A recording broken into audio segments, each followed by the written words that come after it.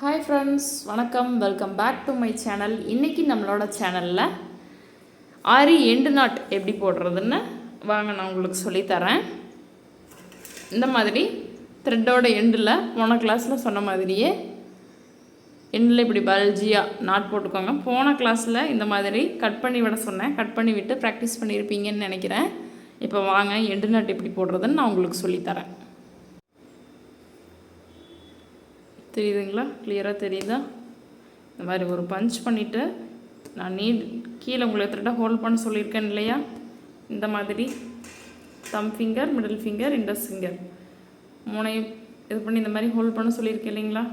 தெரியுதா உங்களுக்கு? இதே மாதிரி நீங்களும் ஹோல்ட் பண்ணிவிட்டு இதை அப்படியே கிளாத்துக்கு அடியில் வச்சுக்கோங்க. சரிங்களா? அடியில் வச்சுட்டு ஒரு பஞ்ச் ஒரு இது. இப்போ வந்துட்டு குட்டி லாக் வச்சுட்டு தான் ஸ்டார்ட் பண்ணணும். போன கிளாஸில் வந்துட்டு இந்த மாதிரி நம்ம அப்போ தான் பழகணும் அப்படிங்காட்டி ஆப்போசிட் சைடில் நம்ம குட்டி லாக் வைக்கலை. நீங்கள் எந்த பக்கம் இந்த பக்கம் வரணும் அப்படின்னா நம்ம இந்த பக்கம் பஞ்ச் பண்ணி த்ரெட்டை எடுத்துகிட்டு ஆப்போசிட்டில் ஒரு குட்டி லாக் வச்சுட்டு நீங்கள் இந்த பக்கம் வரணும். குட்டி லாக் அப்படிங்கிறது ஒன்றும் இல்லைங்க, ஒரு குட்டி இந்த மாதிரி ஒரு செயின் தான், குட்டி செயின். ஓகேங்களா?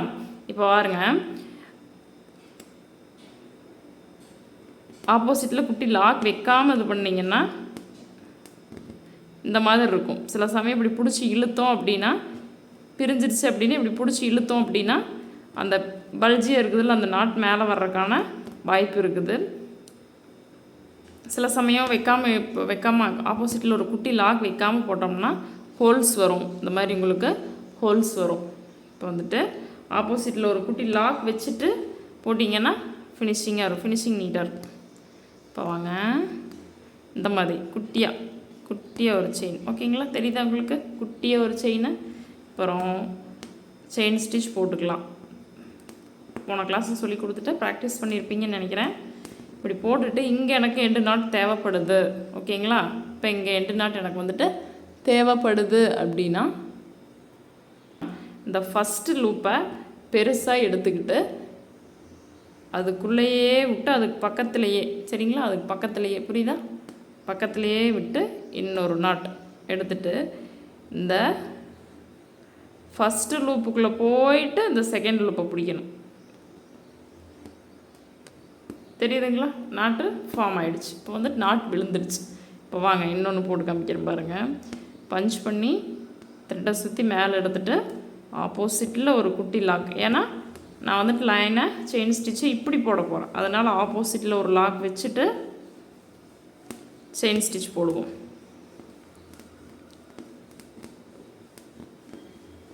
இப்போ எனக்கு இந்த இடத்துல லாக் வேணும். இதை பிடிச்சி இழுத்தாச்சு. இது வந்துட்டு ஃபஸ்ட் லூப்.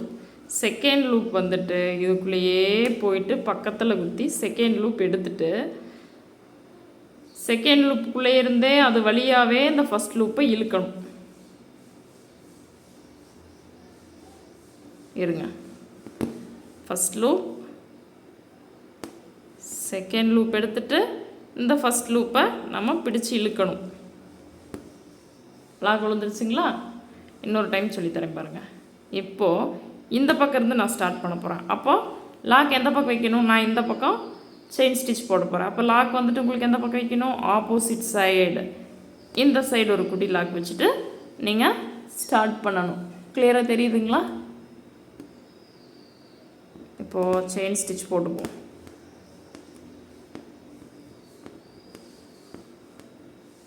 இப்போது இந்த இடத்துல ஒரு லாக் வேணும். என்ன பண்ணணும்? இந்த ஃபஸ்ட் லூப்பை இருக்க மாட்டிக்கிச்சு. ஃபஸ்ட் லூப்பை நீங்கள் பெருசாக எடுத்துட்டீங்க. ஃபஸ்ட் லூப்புக்குள்ளேயே நீடில் விட்டுட்டு அது பக்கத்தில் ஃபஸ்ட் லூப் எங்கே எடுத்தோமோ அது பக்கத்துலேயே பஞ்ச் பண்ணி அதுக்கு அடுத்தது செகண்ட் லூப் எடுத்துகிட்டு செகண்ட் லூப் வழியாக அப்படியே இந்த ஃபஸ்ட் லூப்பை பிடிச்சி இழுத்தீங்க அப்படின்னா நாட் ஃபார்ம் ஆயிடும். ஓகேங்களா? இப்போ ஃபஸ்ட்டு போடும்போது இப்படி தான் தெரியும். இதை என்ன பண்ணலாம் அப்படின்னா நீங்கள் அந்த ஹூக் பார்ட்டை மேலே வச்சு இப்படியே இது வழியை விட்டுட்டு இந்த ஹூக் இருக்குது பார்த்தீங்களா, ஹூக்கு அதில் இப்படி மாட்டி விட்டு அப்படியே நீங்கள் கீழே இழுத்துட்டிங்கன்னா தெரியாது. த்ரெட்டுக்கு அடியில் நீடில் வச்சு ஹூக் பார்ட்டில் த்ரெட்டை மாட்டி விட்டிங்கன்னா உங்களுக்கு இப்படி ஃபினிஷிங்காக கிடச்சிரும். நான் எப்படி பண்ணுறேங்கிறத பாருங்கள். தெரியுதுங்களா? இதுவே நம்ம பழகிட்டோம் அப்படின்னா எப்படி வரும் பாருங்கள். நாட் எப்படி தெரியாமல் இருக்கும் பாருங்கள். இனி வந்துட்டு செயினை குட்டி குட்டியாகவே போட்டு அளவான செயினாக போட்டு ப்ராக்டிஸ் பண்ணுங்கள். ஒரு செயின் பெருசு ஒரு செயின் குட்டி அந்த மாதிரி வேண்டாம், இந்த மாதிரி போட்டு பழகுங்க. எந்த அளவுக்கு குட்டியாக லூப் எடுக்கிறோமோ அந்த அளவுக்கு உங்களுக்கு வந்துட்டு த்ரெட்டு வந்துட்டு வெளியில் தெரியாது. ஓகேங்களா? தெரியுதா? இப்போது எப்படி போட்ட இடமே தெரியாமல் நாட் போட்ட இடமே தெரியாமல் போயிடுச்சு பார்த்தீங்களா? இந்த மாதிரி பழக பழக உங்களுக்கும் வந்துடும். சரிங்களா? வரலன்னு மட்டும் விட்டுறாதீங்க. டெய்லி ஒரு 2 மணி நேரமாவது ப்ராக்டிஸ் பண்ணுங்கள். ரெகுலராக ப்ராக்டிஸ் பண்ணுங்கள், உங்களுக்கும் ஈஸியாக வந்துடும். சரிங்களா? டெய்லியும் ப்ராக்டிஸ் பண்ணிங்கனாவே கண்டிப்பாக வந்துடும்.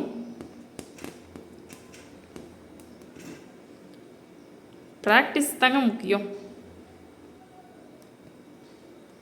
தெரியுதுங்களா உங்களுக்கு?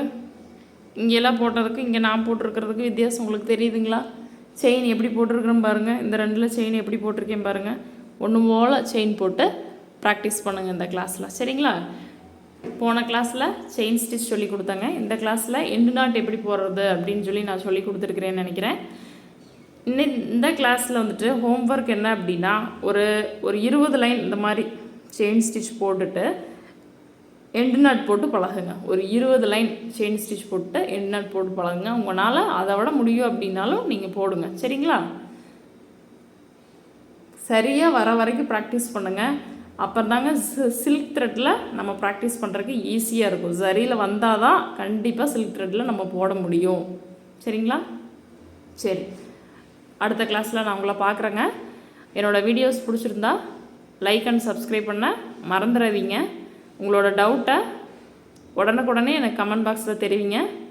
நான் உங்களுக்கு அதுக்கான ரிப்ளை கொடுக்குறேன். சரிங்களா? அடுத்த கிளாஸில் பார்ப்போம். Bye bye.